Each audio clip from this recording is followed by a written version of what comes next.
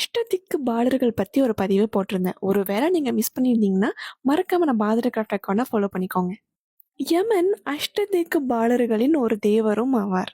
யமன் என்பது யாரு? யமன் என்பது மரணத்தின் கடவுள். அவரு தெற்கு திசையின் காவலர். யாராவது இறந்த பிறகு அவர்களது நல்லதும் கெட்டதும் பார்த்து சொர்க்கம் அல்லது நரகம் அனுப்புவதே யமனின் வேலை. யமனின் வாகனம் மிகப்பெரிய எருமை. அந்த எருமையின் பெயர் மஹிஷா. யமதர்ம ராஜா கையில எப்பவுமே கயிறு இருக்கும். அந்த கயிறின் பேரு பாசக்கயிறு. அவர் கூட எப்பவுமே உதவியாளர்னு கூட சொல்லலாம். அவர் பேரு சித்திரகுப்தர். நம்முடைய கர்மாவை எழுதுபவர். யமதர்ம ராஜாவின் வேலையே நம்ம வாழ்ந்த வாழ்க்கையை பார்த்து நீதி செய்கிறதான் அவர் வேலை. நல்லவர்கள் சொர்க்கத்துக்கும் தவறு செய்தவர்களை நரகத்துக்கும் அனுப்புவர்.